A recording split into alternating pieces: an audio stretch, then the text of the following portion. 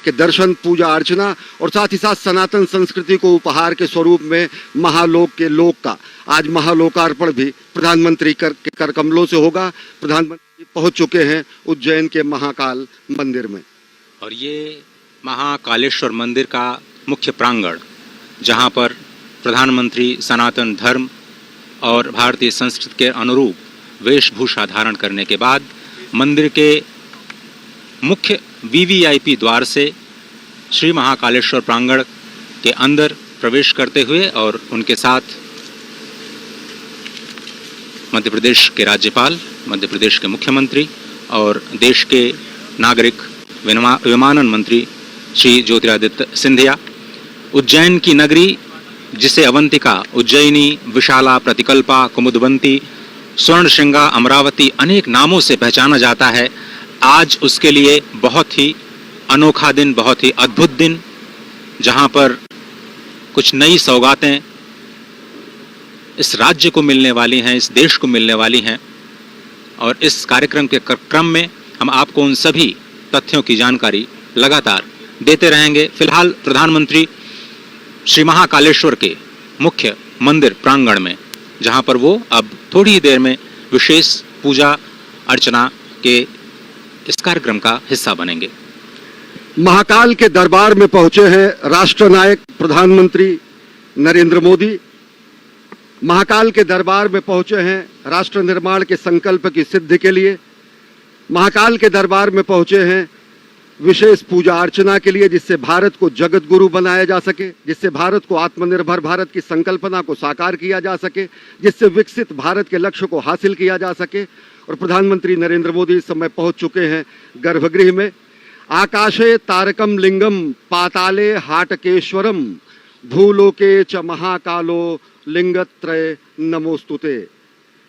महाकालेश्वर की महिमा अनंत है। भोलेनाथ शिव शंकर महाकाल के दर्शन करने पहुंचे हैं। अभ्यर्थना, पूजा अर्चना, आराधना और वंदना करने पहुंचे हैं राष्ट्रनायक, जननायक प्रधानमंत्री नरेंद्र मोदी।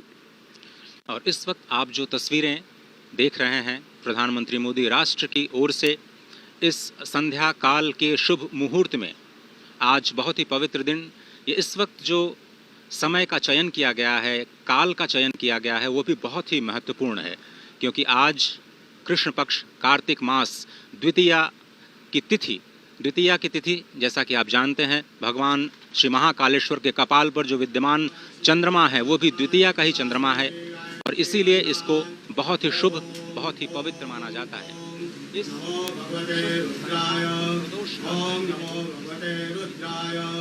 ओम नमो भगवते रुद्राय नमस्काराणि समर्पयामि। ओम स्वस्ति वाचनम् ओम स्वस्ति न इंद्रो वृद्धश्रवाः स्वस्ति नः पूषा विश्ववेदाः स्वस्ति नस्तारक्षो अरिष्टनेमिः स्वस्ति नो बृहस्पतिर्दधातु।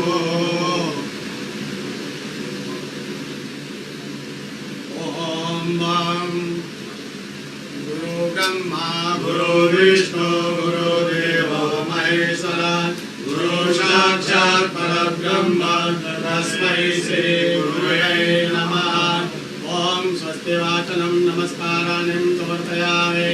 रुद्राक्षमाला धारणम् ओम त्र्यंबकं यजामहे सुगन्धिं पुष्टिवर्धनम् उर्वारुकमिव बन्धनं मृत्योर्मुक्षीयमामृतात्। महामृत्युंजय भगवान रुद्राक्षमाला धारणम् अर्पयामि। नमस्काराणि संकल्पः यदि विष्णु तदा वारो नक्षत्रं विष्णुरेव च योगस्य करण सर्व विष्णुरमय जगत् विष्णोर्विष्णोर्विष्णो श्रीमद्भगवतो महापुरुषस्य विष्णुवाज्ञाः प्रवर्तमानस्य अद्य ब्रह्मणो द्वितीय प्रदाते विष्णुपदे श्रीक्षेत्राः कल्पे सप्तमे वैवस्पतमन्वन्मन्त्रे अष्टामीं योगे कलिप्रथम चरणे भूर्लोके भरतवर्षे भरतखण्डे जम्बूद्वीपे अवंतिकायां विशालाक्षेत्रे महाकालमणे हर्षद्वीपीठे बौद्धावतारे मासोत्तमासे पुण्यपैत्रमासे कार्तिकमासे कृष्णपक्षे चतुः द्वितीयायां भौमवासरे अमुक शर्माहम् अमुक गोत्रोत्पन्नाहम् मम आत्मना श्रुति स्मृति पुराणोक्त वेदोक्त पुण्य फल प्राप्त्यर्थं समस्त भय व्याधि जरा पीड़ा व्याधि समस्त कष्ट निवारणार्थं मृत्युंजय भगवान महाकालेश्वर जो चलित देवता प्रसन्नार्थं आदिदेविक आदिभौतिक आध्यात्मिक त्रिवधा तापोपशमनार्थं भगवान स्वयंभो सांब सदा शिवाय नमः। समस्त भारतवर्ष विजय फल प्राप्त्यर्थं विश्व कल्याण हेतु महाकालेश्वर अन्मे मनः शिव संकल्पमासो चरण कमलेभ्यो प्रियं मम नमस्काराणि अर्पयामि नमस्करोमि भगवान सांब सदा शिवाय नमः। अतः ध्यानम् ओम वक्रतुंड महाकाय सूर्यकोटि समप्रभ निर्विघ्नं कुरु मे देव सर्वकार्येषु सर्वदा। ओम गण गणपतये नमः नमस्काराणि अर्पयामि। ओम जयंती मंगलाकाली भद्रकाली कपालिनी दुर्गा क्षमा शिवा धात्री स्वाहा स्वधा नमोस्तुते। मां पार्वत्यै नमः। कार्तिक स्वामी जक्रपाणः संवदन्ति कुमारा विशिखायैव तन्न इन्द्रो बृहस्पतिरदिते सर्वजज्जतु विश्वाहा सर्वजज्जतु। कार्तिकेश्वराय नमः सेनापतये नमः नमस्काराणि नंदीगंगा ध्यान कलिते माशो शिरानुरभवो नभीमो गणाधरः जो बलसंगमेन संक्रन्धनो निधते वीरः शतघोषेण अजय साकविन्द्रः। कार्तिकेश्वराय नमः सांगाय सह परिवाराय नमः सायुधाय सह शक्तिकाय नमः। ध्यानम् अक्षतानिं अर्पयामि।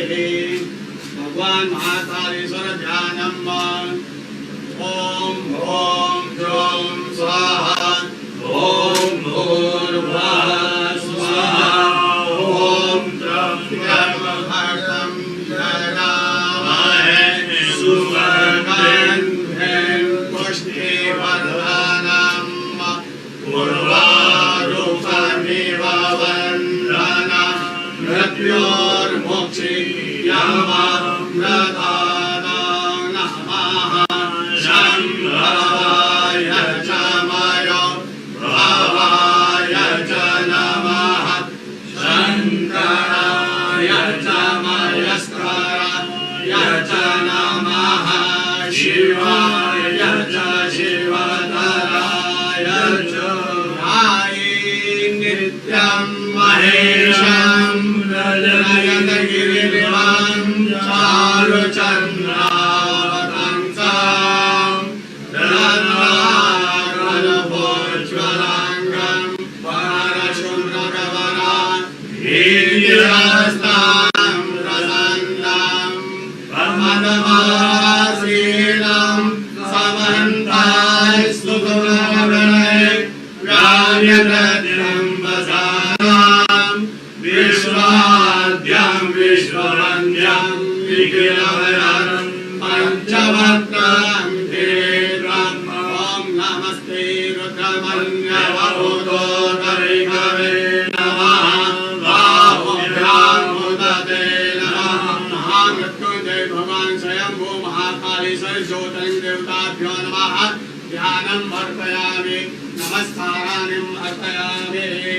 चन्दनम्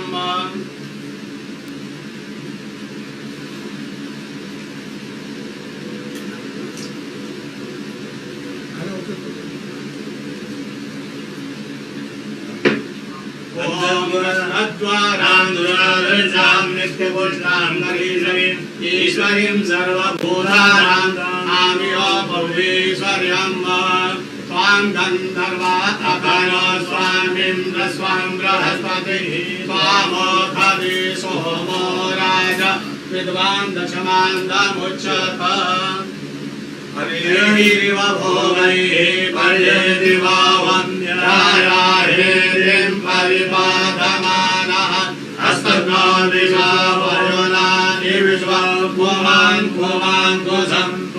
पादो विश्वतः सुगंधि द्रव्यम् अर्पयामि भगवान महाकालेश्वर ज्योतिर्लिंग देवताभ्यो नमः रजत बिल्पत्रम् अर्पयामि श्रीधरं त्रिपुराकारं त्रिनेत्रं च त्रिआयुधं त्रिजन्मपापसंहारं अनिलकर्मं शिवार्पणं दर्शनं बिल्पत्रस्य स्पर्शनं पापनाशनं अघोरपापसंहारम् एकबिल्वं शिवार्पणं काशीवासे निवारणं च कालभैरवदर्शनं पाठिकन्या महादानम् अनेकबिल्वं शिवार्पणम् ओम नमो बिल्विने च कवचिने च नमो वर्विणे च वरोधिने च नमो श्रुताय च श्रुतसेनाय च नमो ध्वन्द्रुभ्याय च हनन्य माल्यादिने सुमदेवे मालिद्यादिने प्रभु मयार्तानि पूजार्थं पुष्पोऽयं प्रतिगृह्यताम्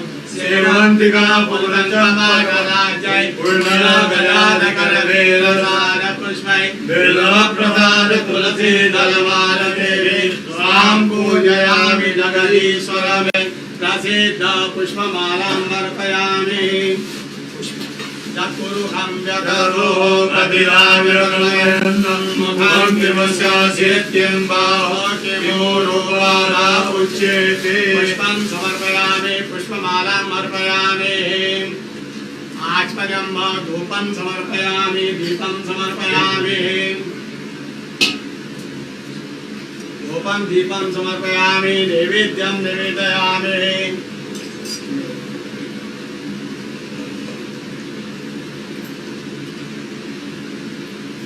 ओम नाभ्या आसीदन्तरिक्षको श्रीकृष्णो समवर्तत पद्भ्यां भूर्विदिशः शोभ्रालोकामकल्पयन् शर्कराखिरखाद्यानिन्दलिषेदनानि च आहारं भक्ष्यभोजनं च नैवेद्यं प्रतिगृह्यत वेदमुद्रां प्रदशयत मत्स्यमुद्रां प्रदशयत क्रासमुद्रां प्रदशयत ओम प्राणाय स्वाहा ओम अपानाय स्वाहा ओम व्यानाय स्वाहा ओम उदानाय स्वाहा ओम समानाय स्वाहा ओम ब्रह्मणे नमः मध्ये पानीयम् अर्पयामि पुनर्ध्यानम् ओम प्राणाय स्वाहा ओम अपानाय स्वाहा ओम व्यानाय स्वाहा ओम उदानाय स्वाहा ओम समानाय स्वाहा ओम ब्रह्मणे नमः ब्रह्मभूर्वस्वरं किंकर्तचो हस्तपक्षारं मुखपक्षारं शुद्धात्मनं दरोद्वर्तनार्थे दिव्यचन्दनं अर्पयामि ताम्बूलानिं समर्पयामि वस्त्रं समर्पयामि तत्पुरुषं व्यततो कथिताव्यकल्पयन् मुखं किमिशासित्यं बाहो किमोरोपादा उच्यते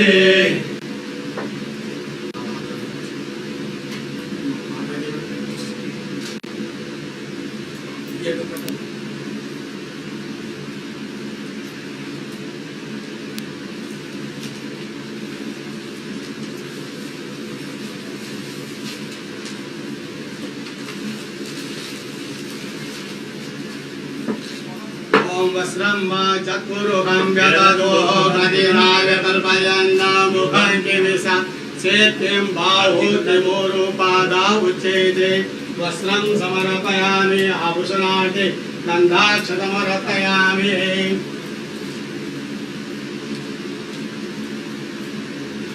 ओम त्र्यंबकं यजामहे सुगन्धिं पुष्टिवर्धनं उर्वारुकमिव वन्दनां मृत्योर्मुक्षीयमामृतात् मृत्युंजय भगवान महाकालेश्वराय नमः वस्त्रं समर्पयामि गन्धाक्षतमर्पयामि आरार्तिकम्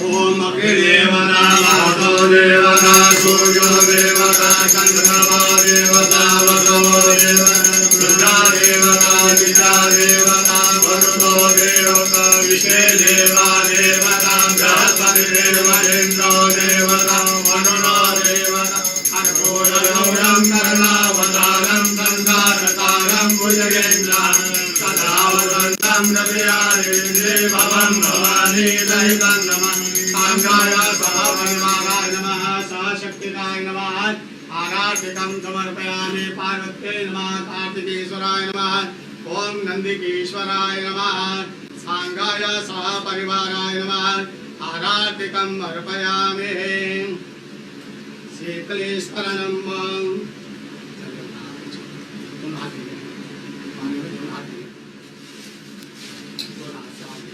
शीतलेश्वरनं देववन्दनं आत्मवन्दनं आत्मरक्षार्थ आराधिकं अर्पयामि मंत्रपुष्पांजलिं ओम तत्पुरुषाय विद्महे महादेवाय धीमहि तन्नो रुद्रः प्रचोदयात् ईशानः सर्वविद्यानां ईश्वरः सर्वभूतानां ब्रह्माधिपतिर्ब्रह्मणोऽधिपतिर् ब्रह्मा शिवो मे आस्म सदा शिवो मंत्रपुष्पांजलिं अर्पयामि यानि कानि सपापानि धर्मान्तरकृतानि तानि तानि विरक्षन्ते प्रदक्षिणां पदे पदे आवाहनं न जानामि तवार्चनं पूजां चैव न जानामि क्षम्यतां परमेश्वर मंत्रहीनं क्रियाहीनं भक्तिहीनं सुरेश्वर यत्पूजितं मया देव परिपूर्णं तदस्तु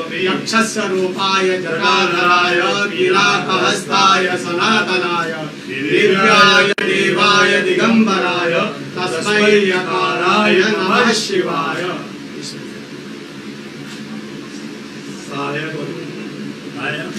सायंकाले शिवं दृष्ट्वा निशि पाप विनश्यति आजन्म कृतमाद्यान्ने छायान्ने सप्तजन्मनि वेरुकाञ्चनतत्त्वानां नवान् मोदेशतेरवे पञ्चकोटिनमृगाणां तत्तां शिवदर्शनं समाप्राप्ता नमस्काराणि समर्पयामि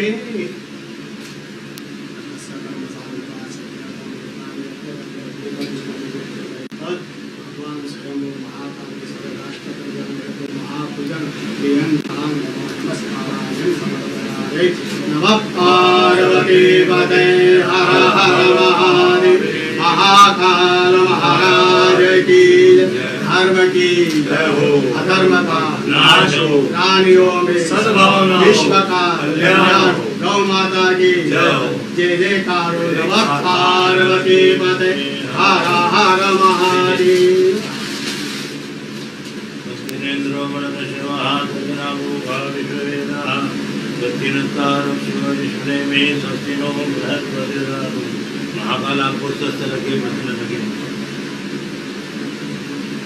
श्री महाकालेश्वर साधन आशीर्वाद तत्पुण्यम जय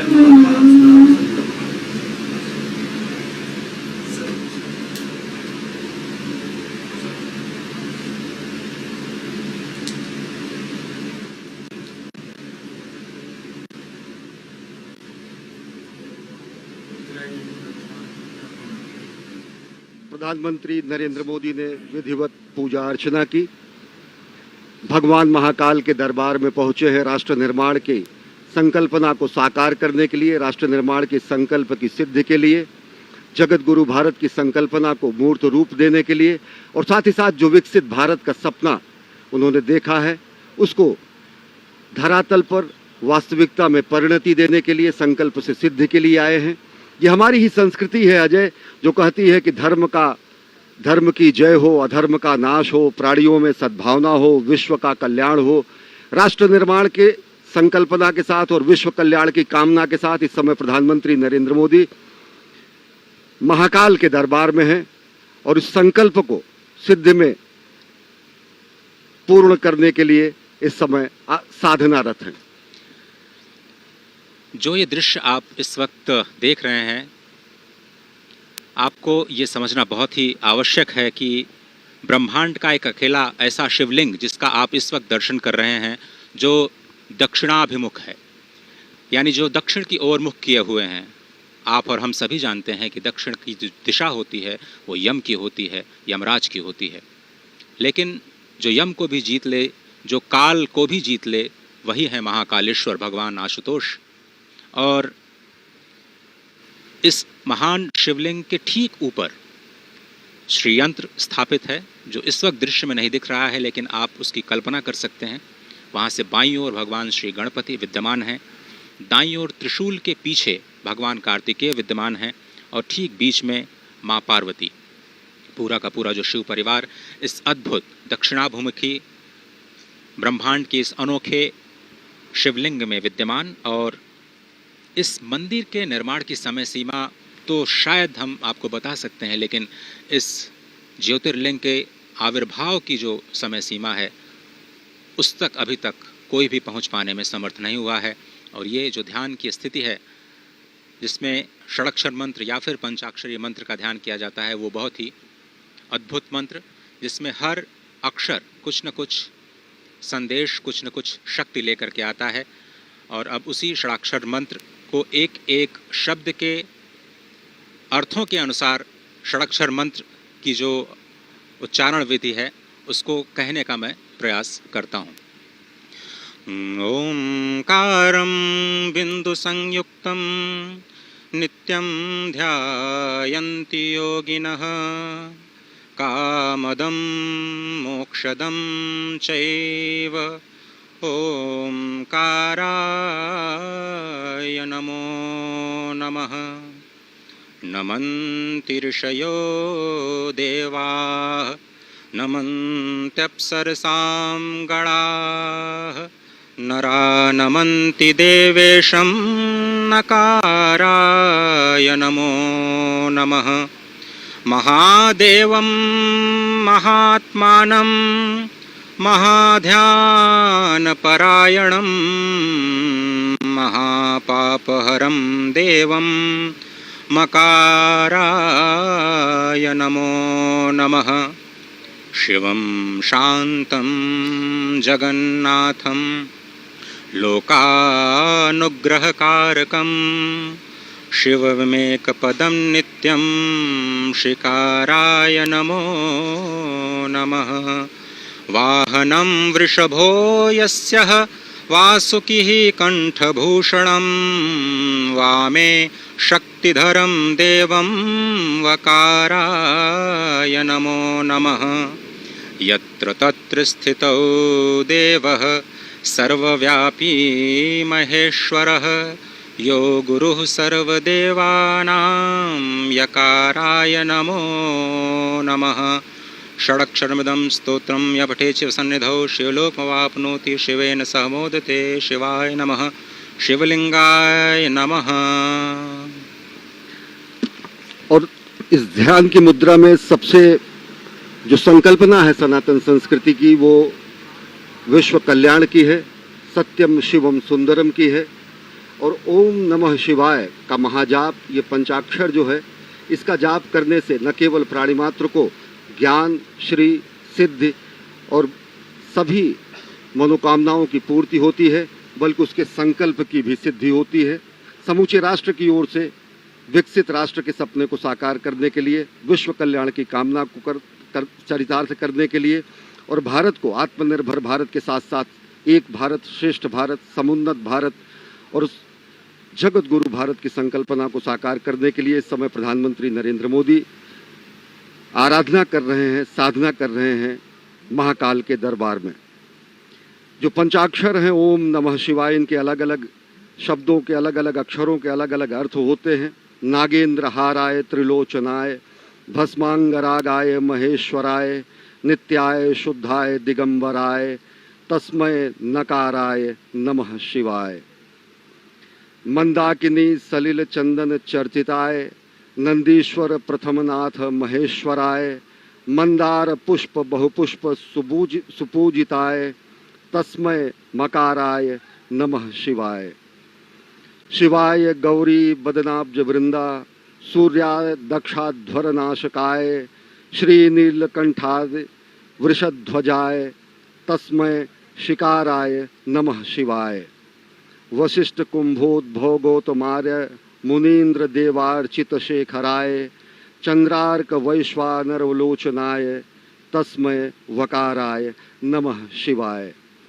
यज्ञ स्वरूपाय जटाधराय पिनाक हस्ताय सनातनाय दिव्याय देवाय दिगंबराय तस्मै यकाराय नमः शिवाय। पंचाक्षरमिदं पुण्यम या पठेच्छिव सन्निधो शिवलोकम वाप्नोति शिवेन सह मोदते।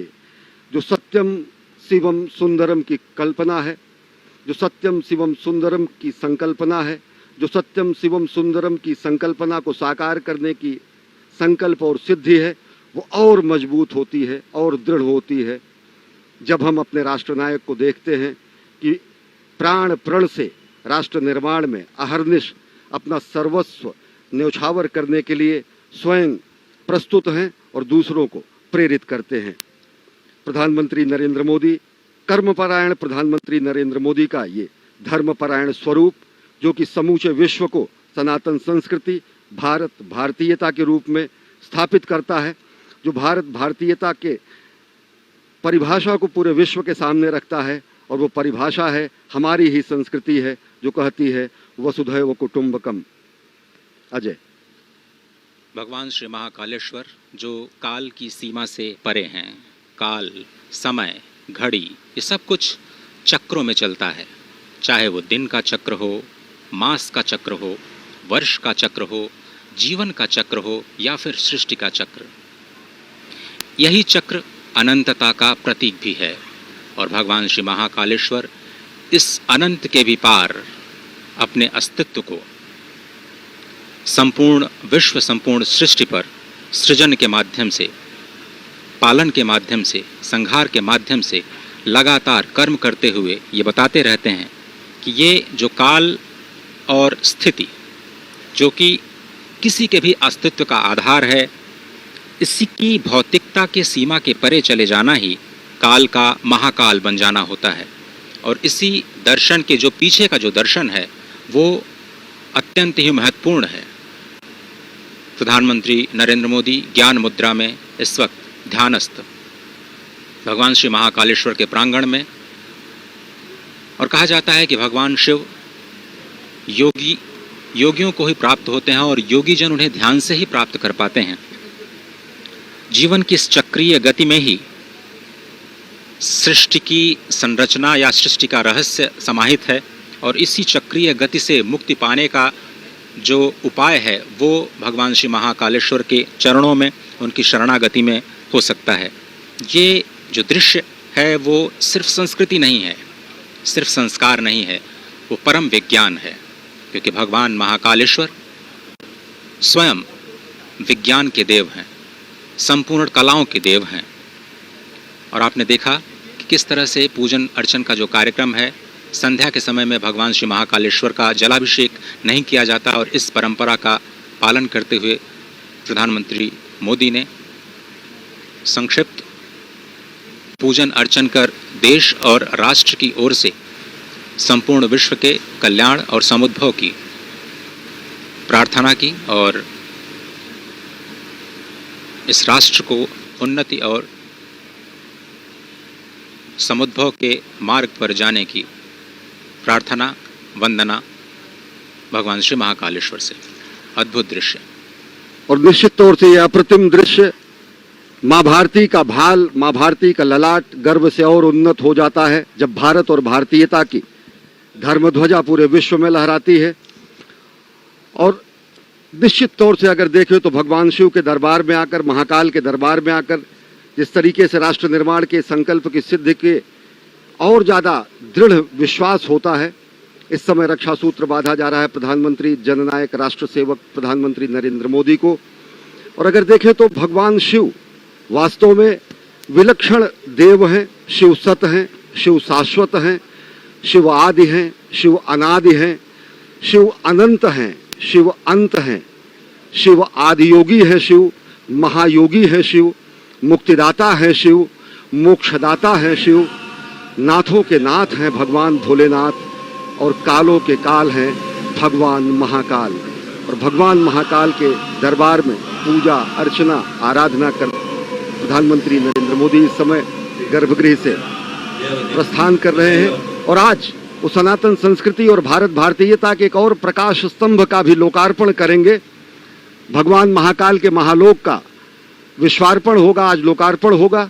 यह भी सनातन संस्कृति के लक्ष्य से और विश्व में भारत की बढ़ती हुई शक्तिबोध और भारत के नए स्वरूप को परिलक्षित करेगा। इस समय परिक्रमा कर रहे हैं और भगवान शंकर के वाहन नंदी के बगल इस समय ध्यान कर रहे हैं प्रधानमंत्री नरेंद्र मोदी। और निश्चित तौर से जो हमारी संकल्पना है कि सर्वे भवन्तु सुखिनः, सर्वे सन्तु निरामयः, सर्वे भद्राणि पश्यन्तु, माँ कश्चित् दुर्भाग भवेत्, ये प्रार्थना, ये अभ्यर्थना, ये आराधना प्रधानमंत्री नरेंद्र मोदी की। भगवान श्री नंदीश्वर को स्वयं धर्म का स्वरूप माना जाता है। अपनी मान्यता को, अपनी कामनाओं को भगवान श्री नंदीश्वर के कान में कहने की जो प्रथा है वो अत्यंत प्राचीन है। भगवान शिव से कुछ कहना होता है तो भगवान श्री नंदीश्वर का आश्रय लेकर के भक्त उनके कानों में अपनी मनोकामना को कहते हैं और वही ध्यान, वही कामना, वही स्तुति इस वक्त साक्षात धर्म के स्वरूप नंदीश्वर भगवान के समीप बैठ करके प्रधानमंत्री मोदी कहते हुए। और अनोखा दृश्य देखिए कि भगवान नंदीश्वर, कितना अद्भुत भाग्य है उनका कि वो सदा भगवान शिव के सम्मुख ही रहते हैं। और इस स्वयंभू शिवलिंग की एक अद्भुत महत्ता एक और भी है कि जब भगवान सूर्य की किरणें उज्जैन में पहली बार आती हैं तो वो इसी शिवलिंग का अभिषेक करती हैं। भगवान सूर्य की किरणें जब अस्ताचल की तरफ जाती हैं तो स्वयं इस शिवलिंग का अभिषेक करती हुई जाती हैं।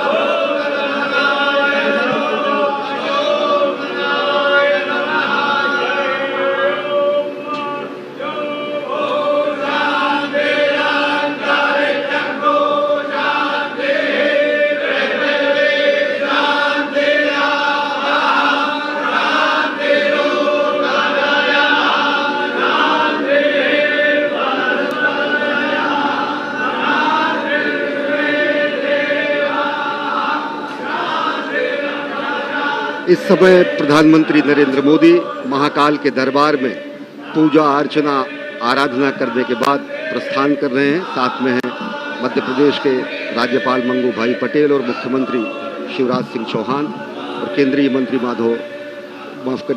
ज्योतिरादित्य सिंधिया। और विलक्षण क्षण, एक असाधारण, अद्भुत और अलौकिक और अकल्पनीय क्षण समूची विश्व मानवता के लिए, क्योंकि एक स्वप्नदृष्टा के साधना का ये फल आज पूरी दुनिया देखेगी। एक राष्ट्र सेवक की साधना का कर्मफल भी आज दुनिया देखेगी। कर्मयोगी ने अभी आदियोगी को अपनी कार्यांजलि और पुष्पांजलि अर्पित की है। इसके बाद राष्ट्र सेवक समूचे राष्ट्र और मानवता को कार्यांजलि भी प्रस्तुत करेंगे जब वो महाकाल के लोक का लोकार्पण करेंगे, विश्वार्पण करेंगे। और इस समय प्रधानमंत्री नरेंद्र मोदी सनातन संस्कृति के संवाहक के रूप में, जननायक के रूप में, राष्ट्रनायक के रूप में, भारत भारतीयता के ध्वजवाहक के रूप में महाकाल के दरबार में पहुंचे हैं और पूजा अर्चना कर अब यहाँ से महालोक के लोकार्पण के लिए प्रस्थान कर रहे हैं। इस वक्त जो आप दृश्य देख रहे हैं, आपने एक चीज़ महसूस की होगी कि प्रधानमंत्री नीचे महाकालेश्वर के शिवलिंग से ऊपर आए हैं। ये बहुत ही समझने की बात है कि ये जो शिवलिंग है वो धरती के नीचे विद्यमान है। ये पूरा का पूरा अभी शिखर जो आपने दर्शन किया, उसके ऊपर सबसे ऊपर नाग चंद्रेश्वर भगवान विराजमान हैं और उसके बीच में ओंकारेश्वर भगवान और सबसे नीचे महाकालेश्वर भगवान विद्यमान हैं। ये शिखर का अद्भुत दर्शन, कहते हैं कि शिखर के दर्शन से ही ज्योतिर्लिंग के दर्शन का फल प्राप्त होता है और इस पूरे विश्वास के साथ आप इस दृश्य का दर्शन कर सकते हैं कि आपको भगवान श्री महाकालेश्वर के दर्शन का ही फल प्राप्त हो रहा है मात्र शिखर दर्शन से। सबसे ऊपर नाग चंद्रेश्वर, जहाँ पर सिर्फ और सिर्फ एक बार नाग पंचमी के दिन भक्तों को विग्रह के दर्शन होते हैं। उसके नीचे यानी मध्य में ओंकारेश्वर महादेव विराजमान और सबसे नीचे स्वयंभू महाकालेश्वर विद्यमान। ब्रह्मांड का एक अनोखा दृश्य, ब्रह्मांड का एक अनोखा ज्योतिर्लिंग जिसका दर्शन इस वक्त आप कर रहे हैं। ये ऐसा अद्भुत स्थान जहाँ पर एक नहीं 84 शिवलिंग विद्यमान हैं, अष्टभैरव विद्यमान हैं, 11 रुद्र विद्यमान हैं, 12 आदित्य विद्यमान है, 6 गणेश और 24 देवियाँ इस प्रांगण में विद्यमान हैं। क्षिप्रा, नीलगंगा, नव नदी और गंधवती, ये 4 पुण्य सलिला अत्यंत पवित्र नदियां यहाँ पर विद्यमान हैं। देवमंडल तीर्थ एक योजन में विस्तार प्राप्त करता है। एक योजन मतलब समझे आप करीब 12 किलोमीटर की परिधि, इसको कहा जाता है कि ये स्वयंभू ज्योतिर्लिंग का परिधि। ब्रह्मा विष्णु साक्षात यहाँ पर विद्यमान हैं, भगवान शिव तो विद्यमान है ही हैं। भगवान विष्णु कहा जाता है यहाँ पर 10 नामों में से 10 विग्रह के रूप में विद्यमान हैं और स्वयं इस अवंतिका को विष्णुपादा कहा जाता है, यानी भगवान श्री विष्णु के पद चिन्ह के रूप में इसे माना जाता है। और ये 10 विग्रह जो नारायण यहाँ पर विद्यमान हैं, उनके नाम लेने से, नाम के श्रवण करने से भी अत्यंत पाप नाशन की ये जो नाम है वो बहुत ही पवित्र माने जाते हैं और वो नाम श्रवण करना बहुत आवश्यक हो जाता है इस मंदिर के परिसर से। वो नाम हैं वासुदेव, अनंत, बलराम, जनार्दन, नारायण, ऋषिकेश, वाराह, धरणीधर, वामन और शेषशायी। ये भगवान श्री विष्णु के 10 नाम और 10 विग्रह और 10 विग्रहों के रूप में भगवान विष्णु यहाँ पर विद्यमान, जहाँ पर महाकालेश्वर निरंतर उन्हीं भगवान विष्णु के ध्यान में रत रहते हैं। ये महाकालेश्वर मंदिर के प्रांगण का अद्भुत नयनाभिराम दृश्य आप देख रहे हैं और भगवान शंकर इस समूचे सृष्टि के कल्याण के लिए जो उन्होंने हलाहल का पान किया, ऐसा भी समूचे सृष्टि में करने वाला कोई भी व्यक्ति नहीं था। और इसो को श्रद्धेय अटल जी ने कहा कि मैं आदि पुरुष निर्भयता का वरदान लिए आया भूपर, पै पीकर सब मरते आए, मैं अमर हुआ लो विष पीकर, अधरों की प्यास बुझाई है मैंने पीकर वह आग प्रखर, हो जाती दुनिया भस्मसात जिसको पल भर में ही छूकर, भय से व्याकुल फिर दुनिया ने प्रारंभ किया मेरा पूजन, मैं नर नारायण नीलकंठ बन गया तो इसमें क्या संशय, तन मन हिंदू जीवन हिंदू रग रग हिंदू मेरा परिचय। ये सनातन संस्कृति ही है, ये भारतीयता की विशिष्ट पुण्य भूमि है जिसने विश्व के कल्याण के लिए देवाधिदेव शंकर ने जहाँ पर विषपान किया और जिससे कि विश्व का कल्याण हो सके, विश्व में सृष्टि में लोगों का उत्थान हो सके। और जब विलक्षण ऐसे विश्व के कल्याण के लिए अपने अस्थियों का भी दान करने वाले महापुरुष यहाँ हुए, यहाँ पर अनेकानेक सिद्धांतों का मानवतावाद के संकेंद्र के रूप में अनेक मनीषियों ने अपना जीवन तर्पण कर दिया। तो आज इसी उज्जैन की पुण्य भूमि पर प्रधानमंत्री नरेंद्र मोदी पधारे हैं। वो उज्जैन की भूमि जो कि महाराजा विक्रमादित्य के न्याय की भूमि है, जो वाराह मेहर के अनुसंधान की भूमि है, जो वाणभट्ट के तपश्चर्या की भूमि है, जो भगवान श्री कृष्ण के अध्ययन की भूमि है, संदीपनी आश्रम यहीं पर है। और निश्चित तौर से धरती का नाभिकेंद्र कहा जाने वाला उज्जैन आज एक और आयाम अपने में जोड़ने जा रहा है, क्योंकि महाकाल के दरबार में पूजा अर्चना के बाद अब प्रधानमंत्री नरेंद्र मोदी प्रस्थान कर चुके हैं महाकाल के लोक का महालोकार्पण करने के लिए, जो कि अपने में विलक्षण है, अद्भुत है और साथ ही साथ समूची भारत भारतीयता को अपने में समेटे है। इसके बाद आप देखेंगे कि किस तरीके से आज उज्जैन की श्री में, आज उज्जैन की सौंदर्य में, आज उज्जैन की महिमा में, आज उज्जैन की गरिमा में एक नया आयाम जुड़ने जा रहा है, जब प्रधानमंत्री नरेंद्र मोदी महालोक के लोक का महालोकार्पण करेंगे।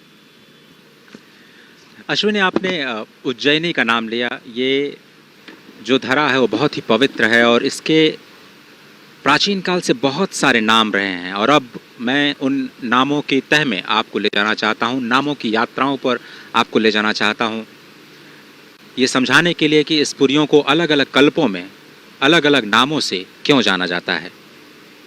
इस पुरी को कनक श्रृंगा के नाम से जाना जाता है। कहा जाता है कि सबसे पहले यहाँ पर भगवान विष्णु स्थित थे और उनके दर्शन के लिए भगवान ब्रह्मा और भगवान शिव यहाँ पर पधारे।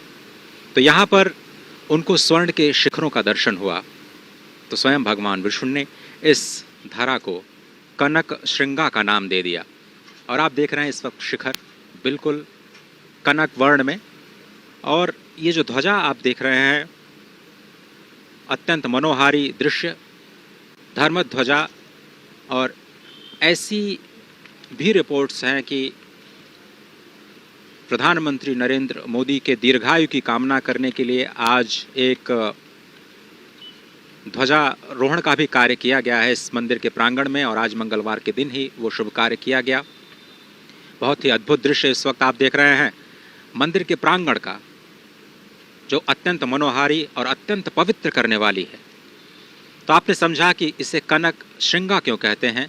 भगवान विष्णु ने स्वयं इसे कनक श्रृंगा का नाम दिया क्योंकि भगवान श्री ब्रह्मा और भगवान श्री विष्णु को यहाँ पर कनक के शिखर के दर्शन हुए। और कुछ ऐसी ही तस्वीरें, कुछ ऐसा ही दर्शन इस वक्त आप दूरदर्शन के माध्यम से देश और विदेश में बैठे अपने टेलीविज़न स्क्रीन्स पर लगातार उन भव्य दृश्य को अवलोकित कर रहे हैं, उसका अवलोकन कर रहे हैं और पुण्य का भागी बन रहे हैं।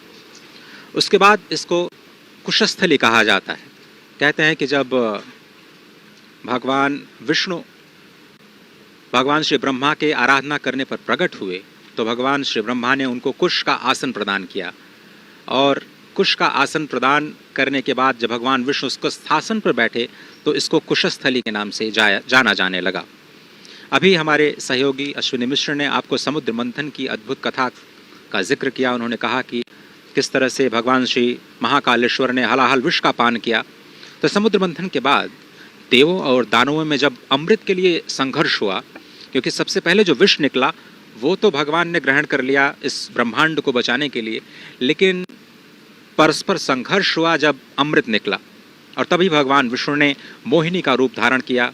और जैसा कि आप जानते हैं कि ये माँ लक्ष्मी भी उसी समुद्र मंथन से उत्पन्न हुई, तो इसको पद्मा लक्ष्मी यानी पद्मा का वास कहा जाने लगा और इस स्थान को पद्मावती के नाम से जाना जाने लगा। उज्जैनी, आप जानते हैं कि देवों ने किस तरह से उत्कर्ष पूर्वक उज्जय किया, तो इसे उज्जैनी कहा जाने लगा। अवंतिका इसलिए कहा जाने लगा क्योंकि अवन यानी ये रक्षा करने वाली पुरी है, हमारी रक्षा करती है पापों से, और इसीलिए इसको अवंतिका कहा गया क्योंकि देवों की रक्षा करने वाली ये जो पुरी है वो अवंतिका के नाम से प्रसिद्ध हुई। कालांतर में ऋषि लोमश ने यहाँ पर घोर तपस्या की और इस पुरी में उनको अमावस्या की रात्रि में भी यहाँ पर एक चंद्रिका जैसी छिटकी हुई दिखाई दी, और इसके लिए इसे कौदमी पूर्ण यानी कुमुद्वती कहा गया। अद्भुत दृश्य आप देख रहे हैं, कुमुद्वती में अवस्थित, अवंतिका में अवस्थित, उज्जैनी में अवस्थित, पद्मावती में अवस्थित, कुशस्थली में अवस्थित, कनक श्रृंगा में अवस्थित, और सबसे अंत में अमरावती, क्योंकि यहाँ पर भगवान अदिति, माता अदिति और भगवान कश्यप ने यहाँ पर हजारों वर्ष तपस्या करने के बाद देवताओं को जन्म दिया जो अमरत्व को प्राप्त हुए, इसलिए इस धरा को अमरावती भी कहा जाता है। तो ये जो विहंगम दृश्य आप देख रहे हैं, मंदिर के नीचे जो कोटि तीर्थ है उसके भी आप दृश्य देख रहे हैं। मंदिर के ठीक दाहिनी तरफ एक जो कुंड दिखाई दे रहा है, वहीं से भगवान का जलाभिषेक उस जल से किया जाता है, और कहा जाता है कि महाभारत काल में स्वयं भीम ने यहाँ पर स्नान करके शिव का जलाभिषेक किया था और उसके साथ जो एक बहुत लंबी सी नदी की श्रृंखला आपको दिखाई दे रही है वो यहाँ का रुद्र सरोवर, जो कि 7 सरोवरों में बहुत ही प्रसिद्ध, बहुत ही पुण्यकारी। नयनाभिराम दृश्य, मनोहारी दृश्य, आंखों में रच बस जाने वाला दृश्य, क्योंकि आज महाकाल की नगरी में प्रधान सेवक राष्ट्रनायक प्रधानमंत्री नरेंद्र मोदी महाकाल के लोक का महालोकार्पण करने पहुंचे हैं। अजय, निश्चित तौर से मैं लोभ संवरण नहीं कर पा रहा हूं। जितनी सनातन संस्कृति जितनी हमारी प्राचीन है और जिस तरीके से हमारी सनातन संस्कृति ने समूचे विश्व को अनेक उपहार दिए, उसके लिए विश्व की समूची सभ्यता ऋणी रहेगी। अगर देखें तो जब पश्चिम ने वनफल खाकर छाल पहनकर लाज बचाई, तब भारत में सामगान का स्वर्गिक स्वर था दिया सुनाई। जब पश्चिमी देश वनों जंगलों में रहकर छाल पहनकर अपनी लाज बचाने आदिमानव के रूप में रहा करते थे, तो हजारों सहस्राब्दियों पहले वेदों का गान, वेदों के ऋचाओं का निर्माण इन्हीं पुण्य सलिला, गंगा, यमुना, क्षिप्रा, उज्जैनी, काशी, कांची, अवंतिका, इन सभी नगरियों में हुआ, जो कि समूचे विश्व के लिए अनुपम उपहार है। और निश्चित तौर से अगर देखें तो दुनिया का इतिहास पूछता, रोम कहाँ, यूनान कहाँ है, घर घर में शुभ अग्नि जलाता वह उन्नत ईरान कहाँ है, दीप बुझे पश्चिमी गगन के जब व्याप्त हुआ बर्बर अधियारा, किंतु चीर कर तम की छाती चमका हिंदुस्तान हमारा। तो आज ये जो दृश्य देख रहे हैं, ये हिंदुस्तान की आभा को नए विश्व पटल पर स्थापित कर रहे हैं। आज चमकते हुए हिंदुस्तान के नए स्वरूप को आप देख रहे हैं।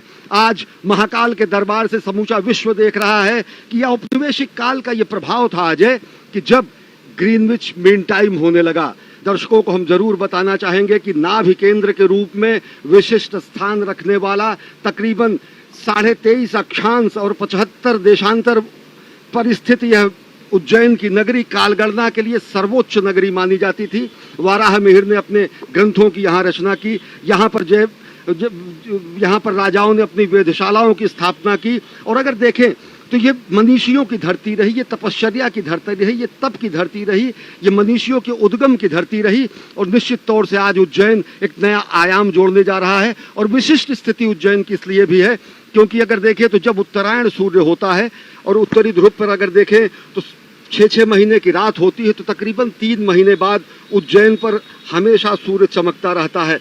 यह औपनिवेशिक काल का परिणाम था कि ग्रीनिच मीन टाइम 0 देशांतर लंदन से होकर गुजरता था। लेकिन औपनिवेशिक काल के पहले भी अगर अजय देखें तो जब सनातन संस्कृति और विश्व संस्कृति का प्रादुर्भाव हुआ करता था, तो 0 देशांतर की जो गमन होता था, जो 0 देशांतर की जो स्थिति होती थी, जो विश्व गणना काल गणना के लिए 0 देशांतर माना जाता था, तो वो उज्जैन से ही जाता था। ये औपनिवेशिक काल के बाद अगर आप देखें तो निश्चित तौर से आदिकाल में और सहस्राब्दियों पूर्व ये काल गणना की स्थिति का स्थान रहा, विशिष्ट स्थान रहा। और निश्चित तौर से अगर काल गणना से भी हम जोड़ सकते हैं कि महाकाल का यहाँ पर उपस्थित होना, वह उस काल गणना के परिप्रेक्ष्य में भी कहा जा सकता है।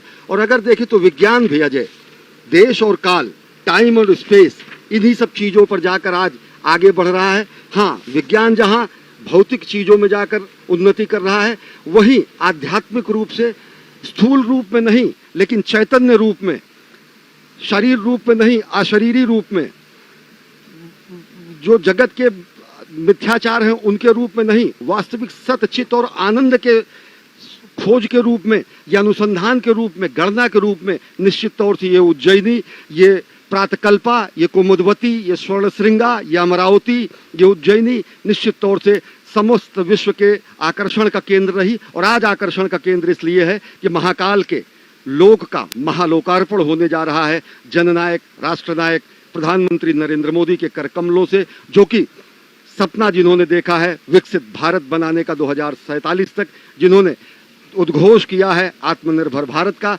और जो प्राण प्रण से अपने जीवन के क्षण क्षण को राष्ट्र के निर्माण में समर्पित किए हैं और दूसरों को प्रेरित भी करते हैं। अजय, ये बहुत ही अद्भुत दृश्य जो इस वक्त आप देख रहे हैं, मैं अश्विनी जी बहुत ही अपने आप को सौभाग्यशाली समझ रहा हूँ इस वक्त कि मैं इस धरा पर बैठ करके इस पल का साक्षी हूँ जहाँ पर मेरे समक्ष भगवान श्री महाकालेश्वर यहाँ से सिर्फ और सिर्फ 900 मीटर की दूरी पर स्थित, क्योंकि इस वक्त हम कॉरिडोर के बिल्कुल उस स्थान पर मौजूद हैं जहाँ से इस नए कॉरिडोर का, जिसे हम महाकाल लोक कह रहे हैं, जिसका लोकार्पण आज किया जाना है। अब से थोड़ी ही देर में राष्ट्र को समर्पित किया जाना है।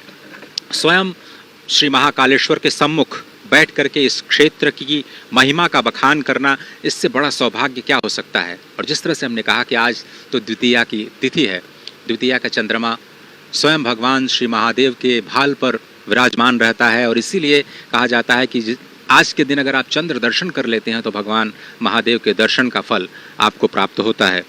आज वही पुण्यतिथि, अभी थोड़ी देर पहले प्रदोष काल में आपने देखा कि प्रधानमंत्री मोदी ने यहाँ पर पूजन अर्चन का जो कार्यक्रम है वो राष्ट्र की तरफ से संपन्न किया।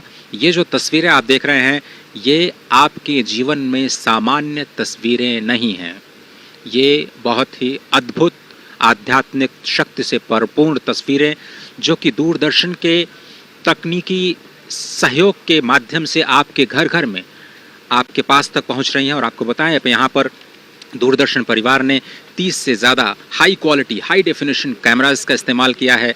अद्भुत तकनीक का इस्तेमाल इस वक्त आप देख रहे हैं। कनक श्रृंगा भगवान महाकालेश्वर के शिखर को किस तरह से समाहित करने की कोशिश की गई है। शिखर और ज्योतिर्लिंग का एक साथ दर्शन कर पाना, ये तकनीक के ही माध्यम से संभव हो पाया है। इस वक्त आप देख रहे हैं बहुत ही विहंगम दृश्य। और एक और तथ्य की ओर मैं आप सभी दर्शकों का ध्यान आकर्षित करना चाहता हूं कि ये सिर्फ और सिर्फ यही क्षेत्र है जो कि विशिष्ट है सभी 12 ज्योतिर्लिंगों में।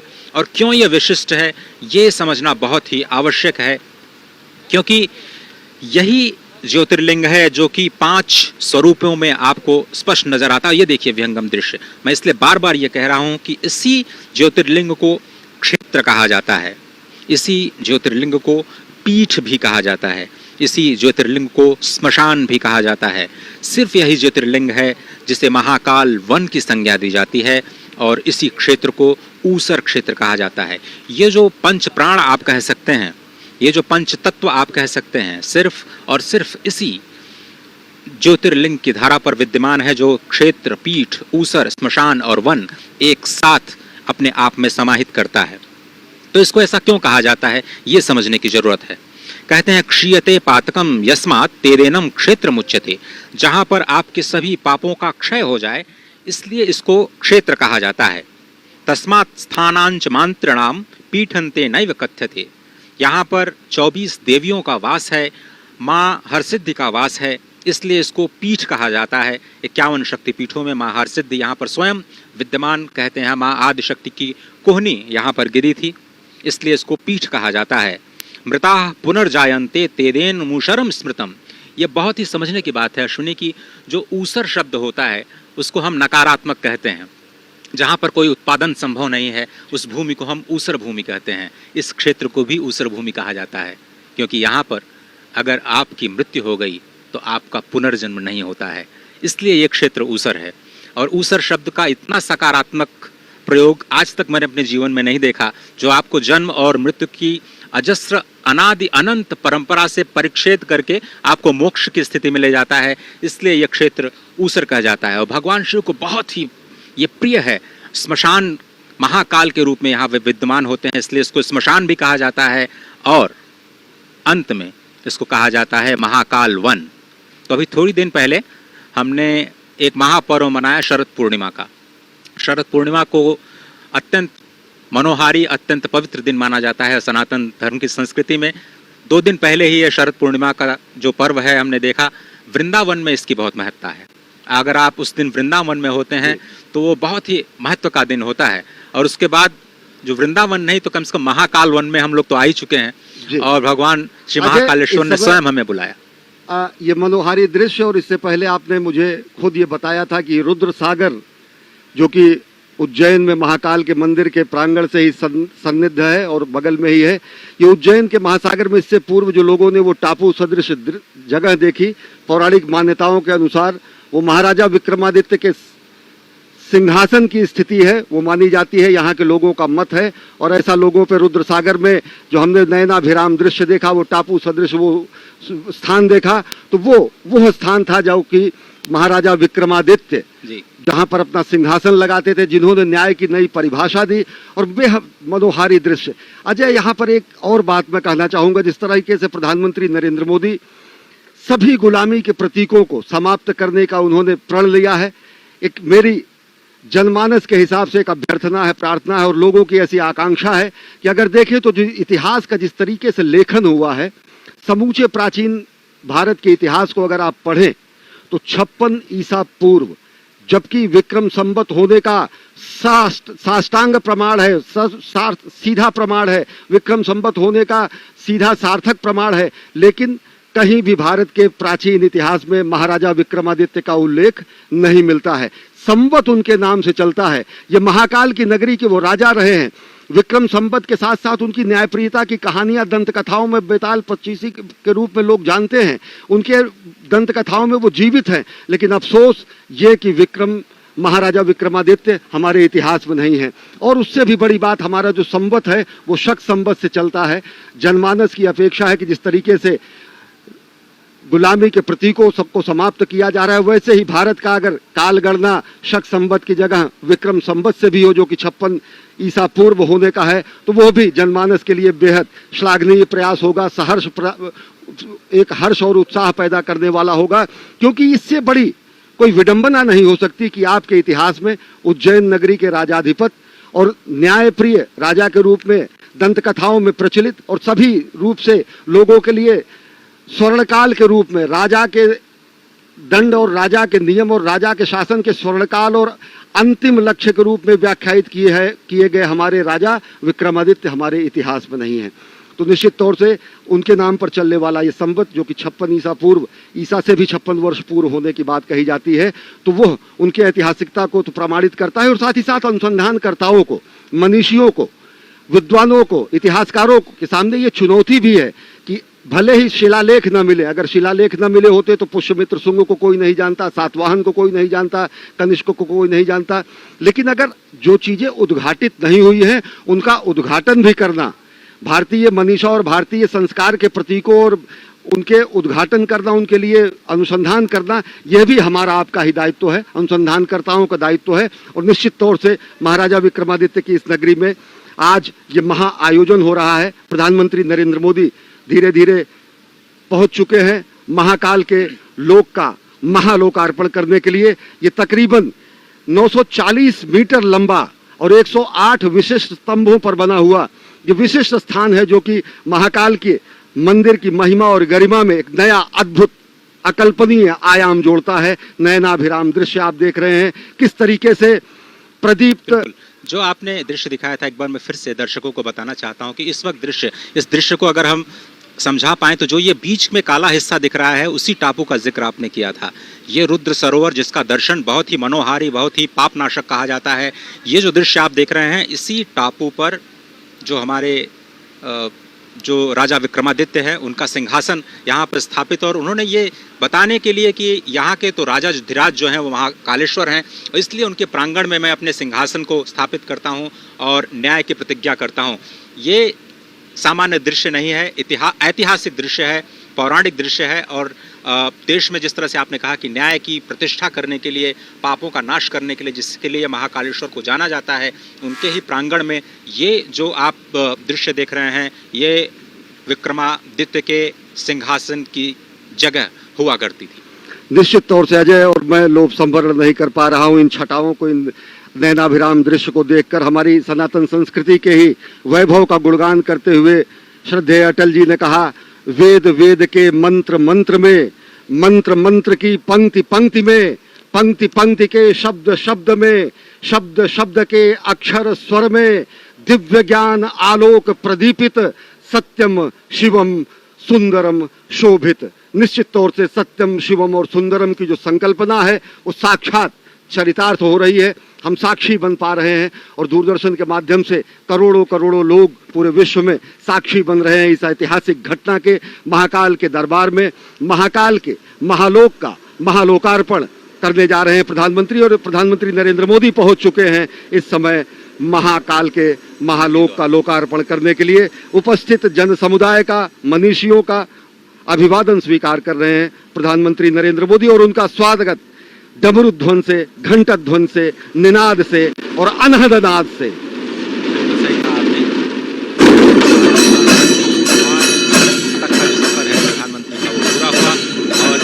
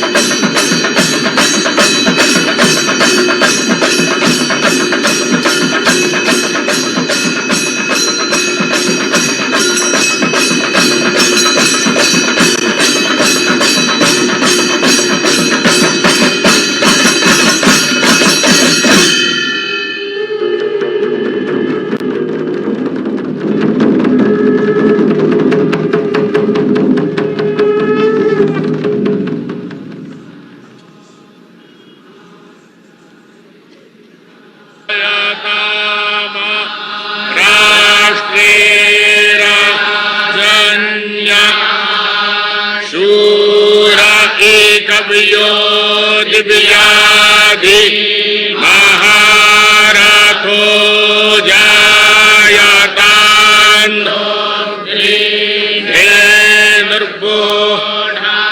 नड़ न संभवाय मायो भवाय भवाय संभवाय संभवाय भवाय शंकराय शंकराय मायो भवाय संभवाय संभवाय मायो भवाय शंकराय संभवायेति संभवाय संभवाय शंकराय शंकराय मायो भवाय शंकराय मयस्कराय मयहकराय शंकराय मयो भवाय शंकराय मयस्कराय मयो भवायेति मयः भवाय शंकराय मयस्कराय मयहकराय शंकराय शंकराय मयस्कराय शिवाय शिवाय मयहकराय शंकराय शंकराय मयस्कराय शिवाय शंकरायेति शंकराय मयस्कराय शिवाय शिवाय मयहकराय मयस्कराय शिवाय शिवकराय शिवकराय शिवाय मयहकराय मयस्कराय शिवाय शिवकराय मयहकरायेति मयहकराय शिवाय शिवकराय शिवकराय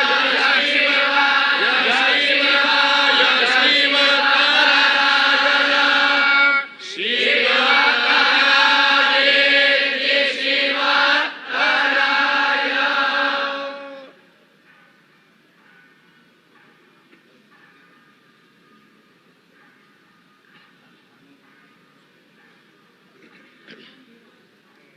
आनो भद्राः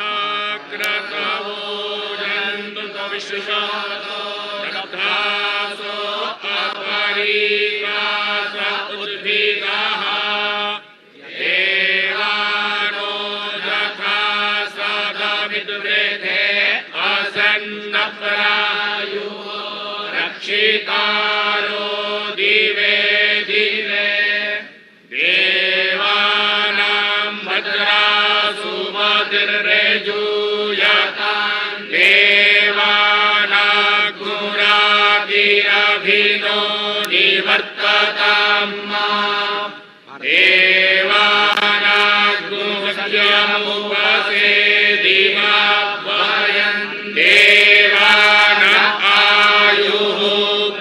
तिरन्तु जीवसे तानुर्भयानि विदाहु महे भयम् सप्तर्षियों से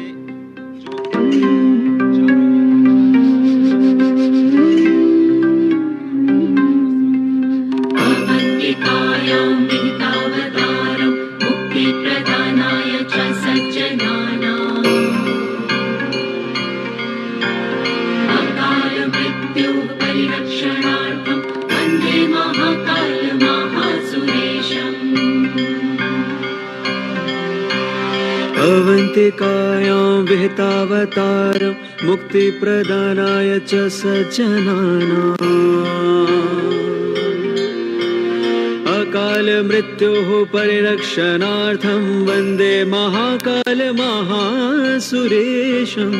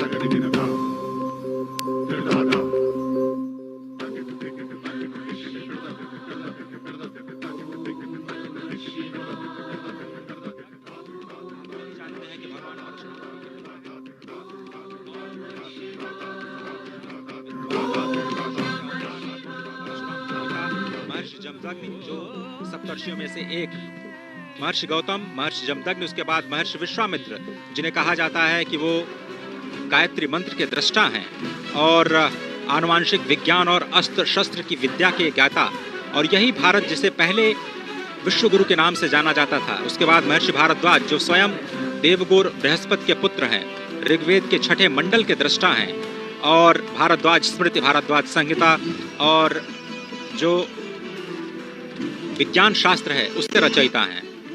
साथ ही महर्षि अत्रि जो कि ब्रह्मदेव के नेत्र से उत्पन्न है, ऋग्वेद के 5वें मंडल के दृष्टा और वनवासी श्री राम के मार्गदर्शक। और अत्रि, इस वक्त आप जो तस्वीरें देख रहे हैं ये महाकाल पथ की तस्वीरें, जिसमें इस वक्त मंडपम जिसे कहा जाता है, और ये बहुत ही अत्यंत मनोहारी दृश्य त्रिपुर वध का। त्रिपुर एक महान दानव जिसे भगवान श्री शिव ने एक ही बाण में त्रिपुरासुर का वध किया, और इस रथ का संचालन स्वयं श्री ब्रह्मा जी ने किया था। ये इस अत्यंत मनोहारी दृश्य के माध्यम से आपको त्रिपुर वध की जो कथा है वो आप तक पहुंच रही है।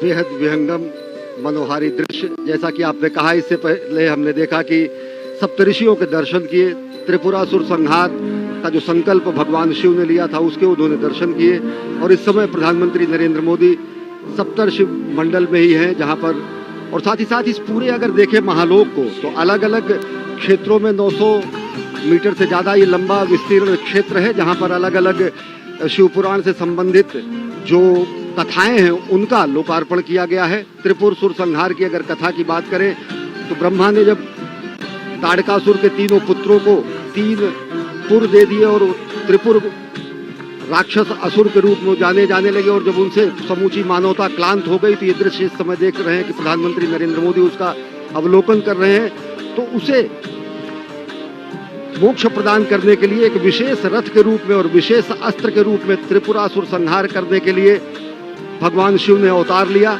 जिसमें उनके रथ के रूप में, सारथी के रूप में स्वयं ब्रह्मा थे, सूर्य और चंद्र जिसके पहिए थे, मेरु पर्वत उनकी धनुष थी, सर्पराज वासुकी उनकी प्रत्यंचा थे, अग्नि वायु विष्णुदेव और यमदेव उनके बाण थे, और सबसे बड़ी बात, इस दुष्कर और दुसाध्य कार्य के लिए भगवान शिव ने उज्जैन का ही चयन किया। इस समय प्रधानमंत्री नरेंद्र मोदी महाकाल के लोक का वो दृश्य देख रहे हैं और इस समय पहुंचे हैं नवग्रह में। नवग्रह में प्रधानमंत्री नरेंद्र मोदी इस समय देख रहे हैं। भारतीय अगर गणना परंपरा, पंचांग परंपरा की अगर बात करें तो भारत में 9 ग्रह माने गए हैं। हमारी सनातन संस्कृति में ये 9 ग्रह हैं: सूर्य, चंद्र, मंगल, बुध, गुरु, शुक्र, शनि, राहु और केतु।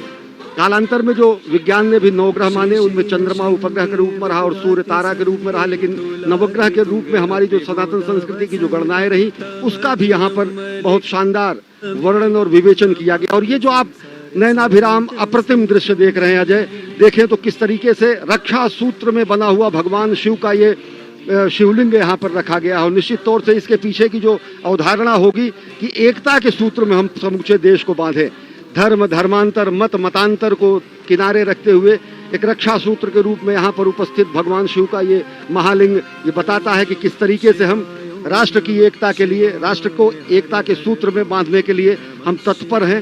क्योंकि ये पूरा का पूरा जिस शिवलिंग का लोकार्पण करते समय प्रधानमंत्री नरेंद्र मोदी ने विश्वार्पण लोकार्पण किया, वो रक्षा सूत्र से बना हुआ है।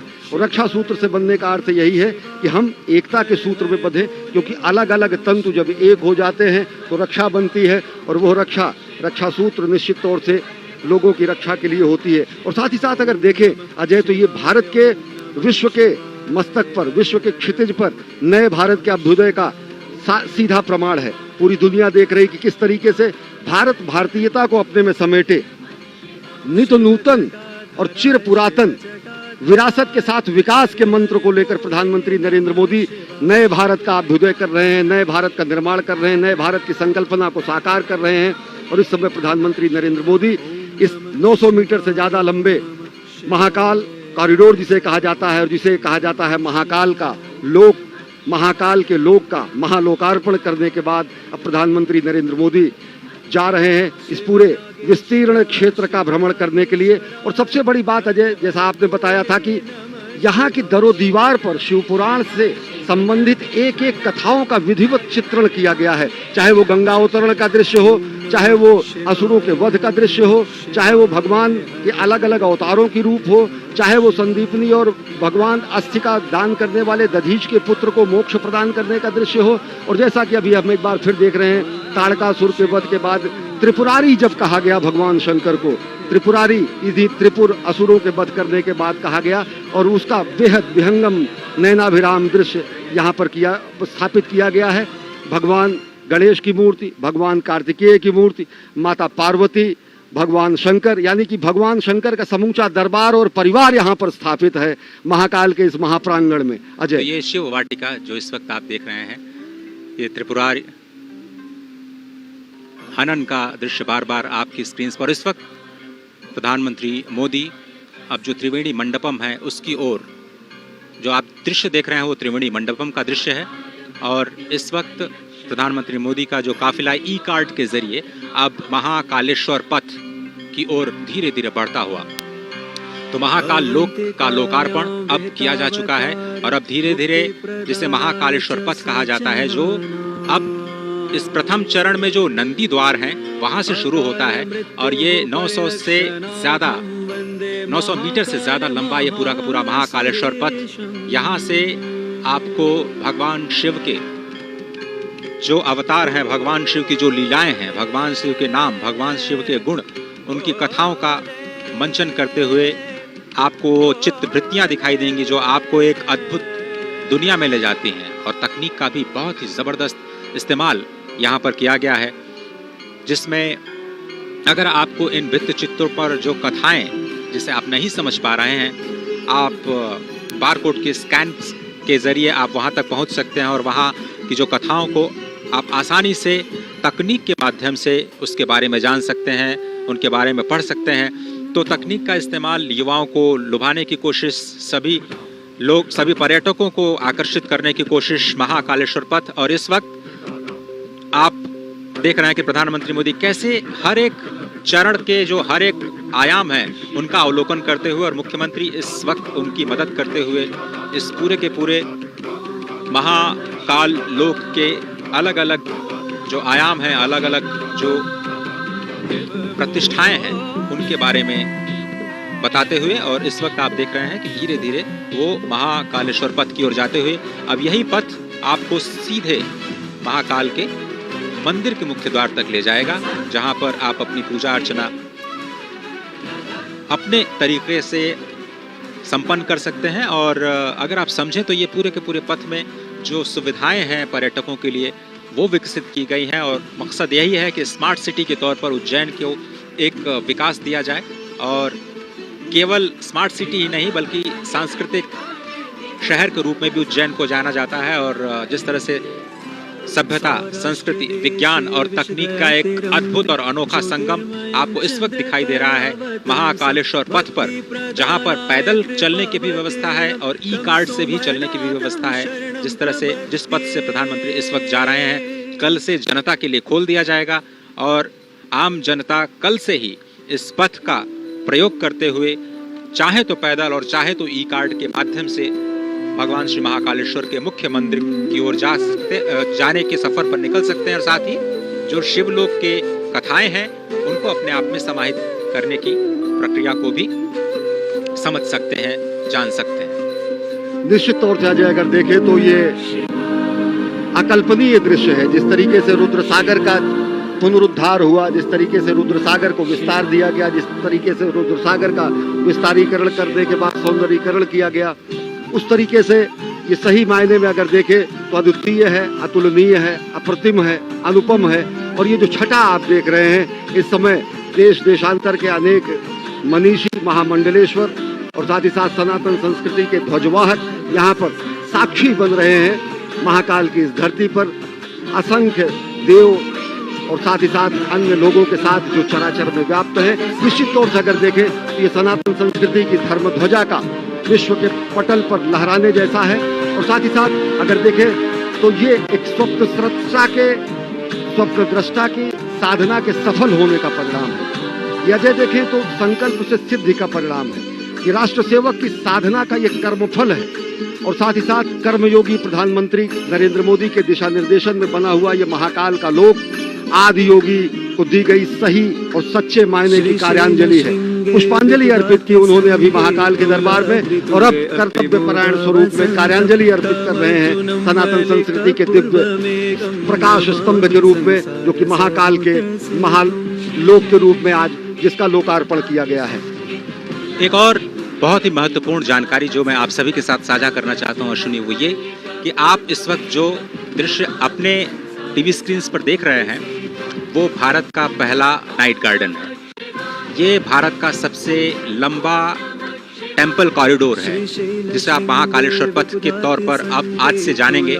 महाकाल लोक का ये महाकालेश्वर पथ इस वक्त भारत का सबसे लंबा कॉरिडोर, काशी कॉरिडोर भी आपने देखा, वो 300 मीटर करीब उससे 3 गुना ये जो लंबाई है। और इस वक्त जो दीवारों पर जो कथाएं चित्रित की गई हैं वो कैसे उकेरी गई हैं और कैसे सभी संतों से, सभी महर्षियों से विचार विमर्श करने के बाद किन श्लोकों को वहाँ पर उद्धृत किया जाना है।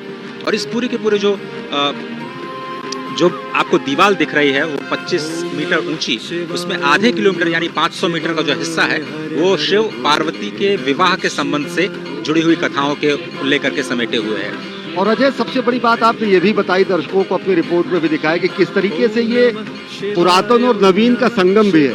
इन सभी भित्ति चित्रों पर उससे संदर्भित एक बारकोड लगाया गया है। उस बारकोड को कोई भी श्रद्धालु, कोई भी दर्शनार्थी आके उसको स्कैन कर सकता है, और अगर जब वो स्कैन करेगा तो सीधे वो वेब संजाल के वेब पेज के उस वेब पेज पर पहुंच जाएगा, जो कि जहां पर उससे संदर्भित कथा कही गई है। तो पूरा का पूरा शिव पुराण के पुरातन स्वरूप को नवीनतम रूप में व्याख्यायित करते हुए, और ये 108 स्तंभों की जो ये वलयावली है, जो ये अहोरात्र चलने वाला महायज्ञ जैसा है, जो असंख्य दीपों से सुसज्जित इस समय उज्जैनी है, निश्चित तौर से अगर इसका साक्षी बनने के लिए हम, आप और साथ ही साथ ये समूचे सनातन संस्कृति के लोग धन्य हैं, क्योंकि ये एक तरीके से कायांतरण है। ये महालोक का निर्माण समूचे उज्जैन और उस परिसर का कायांतरण है, रूपांतरण है, जो नयनाभिराम स्वरूप में आप देख रहे हैं। अजय, स्वागत है आप सभी का भारत के पहले नाइट गार्डन में। इस वक्त जो आप तस्वीरें देख रहे हैं, श्री महाकाल लोक के नाइट गार्डन में भगवान शिव की लीलाओं पर आधारित ऐसी 190 मूर्तियां स्थापित की जानी हैं। 2 चरणों में ये कार्यक्रम संपन्न होना है। अभी तो सिर्फ पहला चरण पूरा हुआ है। स्मार्ट सिटी परियोजना के तहत उज्जैन को विकसित करने की ये जो योजना है, उसके दूसरे चरण का कार्य मार्च 2024 तक पूरा होने की संभावना, उम्मीद जताई जा रही है। जैसा कि अभी आपने सुना, 108 स्तंभ स्थापित किए गए हैं, जिसमें भगवान शिव और उनके गढ़ों की विभिन्न मुद्राएं बनी हुई हैं। और आप देखें, स्वयं महाकाल के रूप में जो लोक कलाकार हैं, और 750 से ज्यादा लोक कलाकार देश के अलग अलग हिस्सों से अपने कार्यक्रम का, सांस्कृतिक कार्यक्रम को प्रदर्शित करते हुए इस वक्त आपकी टेलीविजन स्क्रीन पर नजर आ रहे हैं। श्री महाकाल लोक में 18 फीट की 8 प्रतिमाएं हैं, जिसमें नटराज, भगवान शिव के पुत्र गणेश और कार्तिकेय, दत्तात्रेय अवतार, पंचमुखी हनुमान, चंद्रशेखर महादेव की कहानी, शिव और सती और समुद्र मंथन जैसे विहंगम दृश्य शामिल हैं। उसके बाद थोड़ी सी उससे कम ऊंची 15 फीट की जो प्रतिमाएं हैं, उनकी संख्या 23 है, जिसमें आपको शिव के तांडव नृत्य का एक तरह से अवलोकन करने को मिलेगा। और ये जो आप देख रहे हैं मूर्ति, वो भगवान शिव के विवाह की जो झांकी है वो दिखा रही है। और इसके साथ ही जो मध्य प्रदेश की पारंपरिक लोक कला है, कैसे आप अध्यात्म के जरिए अपने आप को जोड़ पाते हैं, वो इसमें शिव नृत्य और शिव के विवाह के जो प्रसंग हैं, उनके माध्यम से भगवान शिव के लोक में आपको ले जाने की तैयारी करता हुआ ये महाकाल का लोक, जिसमें आप शिव नृत्य के साथ साथ 11 रुद्र, उनके महेश्वर अवतार, भगवान शिव के अघोर अवतार, ये आप देखें। विषपान, अमृत मंथन के बाद जो विषपान के दृश्य हैं वो आपको दिखाई दे रहे हैं। साथ ही जो अघोर अवतार के साथ साथ काल भैरव, शरभ भैरव, खंडोबा अवतार और वीरभद्र द्वारा किया गया जो दक्ष वध है, उसकी भी मूर्तियां आपको यहाँ पर स्पष्ट तौर पर दिखाई देंगी।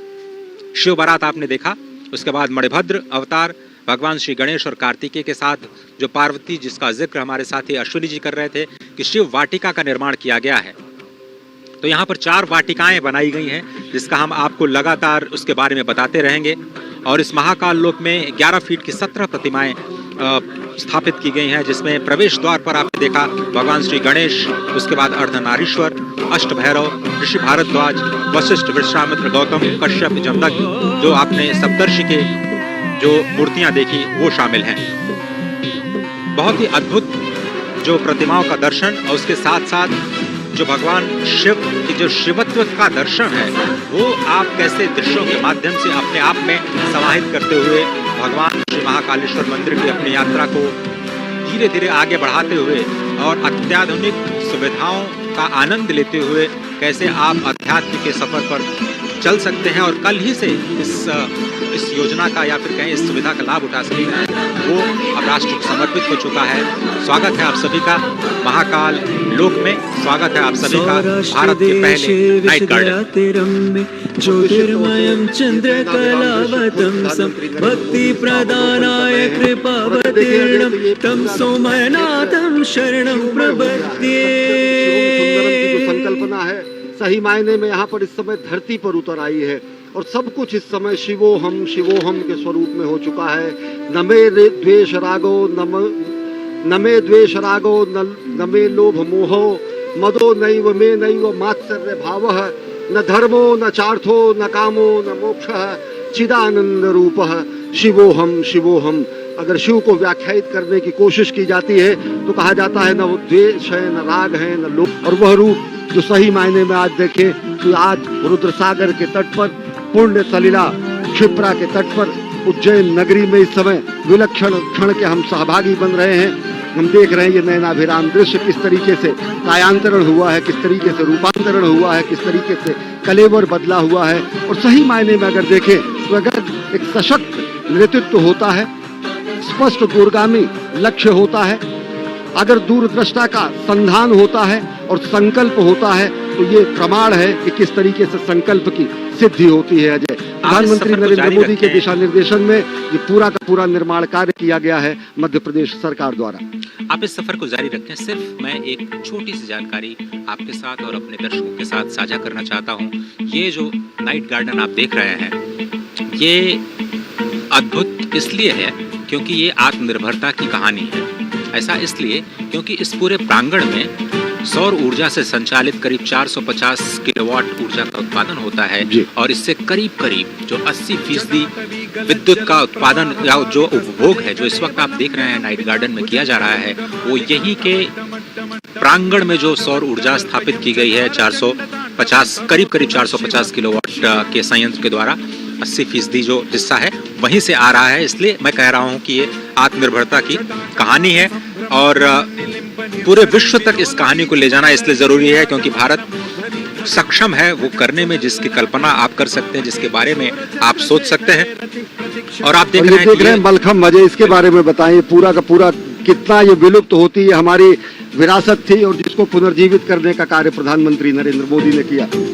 और ये बहुत ही अद्भुत, ये माधव न्यास संचालित जो मलखम्ब की पूरी प्रक्रिया है वो आप इस वक्त देख रहे हैं और यही इसी संस्थान का जो छात्र हैं, छोटे छोटे छात्र हैं, वो राष्ट्रीय स्तर पर अपनी एक अलग पहचान भी बना चुके हैं और यहाँ के कई जो छात्र हैं वो स्वर्ण पदक विजेता भी हैं राष्ट्रीय खेलों में जो मलखम्ब से संबंधित जो प्रतियोगिताएं होती हैं। तो इसके बगल ही भारत माता का मंदिर है जहाँ पर मलखम्ब के बच्चों को शिक्षा दीक्षा दी जाती है। उसके बगल में ही आद्य द्वितीय गुरु संघ चालक को संबंधित और उनको लिए समर्पित माधव सेवाश्रम है। और साथ ही साथ ये जो विलक्षण हम देख रहे हैं कि ये जो हमारी कला थी, जो हमारा ये ज्ञान था, जो हमारा ये कर्तव्य था, जो हमारा व्यायाम था, जो कि कहीं लुप्त हो रहा था, उसको जो है पुष्पित पल्लवित संवर्धित और स्थापित करने का प्रयास प्रधानमंत्री नरेंद्र मोदी ने किया। और देख रहे हैं आप भारत माता का मंदिर जो कि महाकालेश्वर भक्त निवास भी यहाँ पर है और महाकाल के प्रांगण से ही सटा हुआ ये भारत माता का मंदिर है। निश्चित तौर से अगर देखें तो दो ही मंदिर है, या तो हरिद्वार में भारत माता का मंदिर है या फिर उज्जैन में भारत माता का मंदिर है। हम उस संस्कृति के हैं अजय जो हम कहते हैं कि माता पृथ्वी पुत्रो अहम, माता पृथ्वी है और हम उसके पुत्र हैं। हम ऐसे उस सनातन संस्कृति के हैं जो हम कहते हैं कि हम अपनी जन्मभूमि को माँ के सदृश मानते हैं। हम उस संस्कृति के हैं जो ये कहते हैं कि जननी जन्मभूमिश्च स्वर्गादपि गरीयसी। हम उस सनातन संस्कृति और भारत भूमि की पूर्ण भूमि के हैं जो कि ये बताते हैं कि जीवन का क्षण क्षण और शरीर का कण कण राष्ट्र के लिए समर्पित होना चाहिए। और इन्हीं ध्येय वाक्यों को आगे लेते हुए और राष्ट्र निर्माण के प्राण प्रण से जुटे हुए इस राष्ट्र साधक के संकल्पना के साकार होने का आज दिन है, स्वप्न दृष्टा के स्वप्न के साकार होने का दिन है। ये विहंगम दृश्य खुद बताता है कि किस तरीके से पूरा का पूरा इस परिसर का कायांतरण हुआ है, रूपांतरण हुआ है, दिव्य अलौकिक छटा मिली है। अजय, कुमुद सरोवर का दृश्य आप देख रहे हैं और जिस तरह से हमने पहले कहा कि यहाँ पर जितने भी विद्युत का उत्पादन किया जाता है वो पूरे के पूरे इसी प्रांगण में प्रयोग किया जाता है। ऊर्जा के उत्पादन के लिहाज से 80% आत्मनिर्भरता प्राप्त की जा चुकी है और बहुत ही समझना इसलिए भी आवश्यक है एक और बात कि सुरक्षा की दृष्टि से भी जो तकनीक का इस्तेमाल इस पूरे प्रांगण में किया गया है वो अभूतपूर्व है। 24 घंटे यहाँ पर विशेष सर्वेलांस कैमरों के जरिए निगरानी की जा रही है क्योंकि इसमें बहुत बड़ी संख्या में लोग आने वाले हैं। अगर आप देखें जो नंदी द्वार है वहाँ से करीब 20,000 लोग एक साथ प्रवेश कर सकते हैं। महाकाल के परिसर में अगर हम समझें तो हर घंटे 1 लाख से ज़्यादा लोग महाकालेश्वर के दर्शन कर सकते हैं। इतने लोगों पर निगरानी रख पाना बहुत ही मुश्किल कार्य होता है और इसीलिए हम कह रहे हैं बार बार कि आर्टिफिशियल इंटेलिजेंस का इस्तेमाल करते हुए एक बहुत ही उन्नत और अत्याधुनिक कमांड एंड कंट्रोल सेंटर बनाया गया है जिसके ज़रिए जो सर्वेलांस कैमरों की मदद से जो integrated command and control centre है पूरे परिसर की 24 घंटे निगरानी की जाएगी। और इस परियोजना का जो पूरा उद्देश्य है इस क्षेत्र में जो भीड़ भाड़ पहले थी उसको जी। कम करना और किस तरह से जो विरासत संरचनाओं का संरक्षण करना और साथ ही साथ जो इस परियोजना के विस्तार के जरिए यहाँ पर पर्यटन को बढ़ावा देना है, अर्थव्यवस्था को भी बढ़ावा देना है, आत्मनिर्भरता को भी बढ़ावा देना है, समृद्धि को भी हमें दिखाना है, अपने सांस्कृतिक धरोहर को सहेजना भी है। इन सभी कार्यों का जो संगम है वो आपको इस महाकाल के इस नए लोक में इस वक्त भारत के पहले नाइट गार्डन के रूप में, एक विहंगम दृश्य के रूप में, जिसमें इस वक्त आप रुद्र सरोवर के साथ साथ महाराज विक्रमादित्य का टीले के साथ साथ आप देख रहे हैं ये दृश्य, जो आप या फिर कहें कि भारत माता के मंदिर के साथ साथ जो मंदिर का मुख्य शिखर है वो भी आपको बहुत ही आसानी से दिख रहा है। अप्रतिम विहंगम दृश्य, नयनाभिराम दृश्य। और अजय, जैसा आपने बताया कि भारत ने ही प्रधानमंत्री नरेंद्र मोदी के अध्यक्षता में और उनके नेतृत्व में इंटरनेशनल सोलर अलायंस की स्थापना की, और यहाँ इस पूरे परिसर का जो प्रकाश की व्यवस्था की गई है वो सौर ऊर्जा द्वारा संचालित है। ये होता है दूरदृष्टि और ये होता है स्वप्न दृष्टा के स्वप्न का साकार होना। निश्चित तौर से अगर देखें तो भारतीय संस्कृति और भारतीय जो संस्कृति के पुनर्स्थापना का जो ये संक्रांति काल है, इसको इस रूप में देखा जा सकता है। वास्तव में ये सांस्कृतिक पुनर्जागरण का काल है। हमने वो दौर भी देखा जब भारत भारतीयता के नाम से लोग मुंह छिपाते और मुंह चुराते हुए भी शासन करते हुए लोग दिखे, लेकिन आज गर्व से सबको अपने में एक रक्षा सूत्र के रूप में समेटे हुए भारत भारतीयता का जयगान और जयघोष करते हुए विश्व के पटल पर एक नए भारत का अभ्युदय हो रहा है, और वो प्रधानमंत्री नरेंद्र मोदी के सबल सशक्त नेतृत्व में हो रहा है। निश्चित तौर से दुनिया देख रही है भारत के नए शक्तिबोध को, दुनिया आज देख रही है भारत के नए सौंदर्य बोध को, दुनिया देख रही है आज भारत के नए अभ्युदय को। और निश्चित तौर से अगर देखें तो भारत भारतीयता को भारत भारतीयता को किसी धर्म विशेष के रूप में नहीं व्याख्यायित किया जा सकता है। भारत भारतीयता को किसी एक रूप में नहीं व्याख्यायित किया जा सकता है।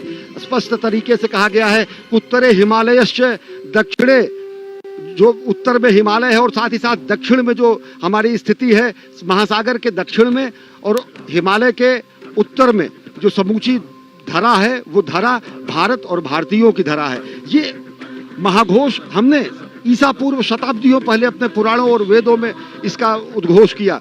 निश्चित तौर से अगर देखें तो आज नयनाभिराम छटा देखकर विश्व गदगद होगा, सनातन संस्कृति भारत भारतीयता आज आह्लादित होगी, और निश्चित तौर से भारत के नए अभ्युदय का दिन है।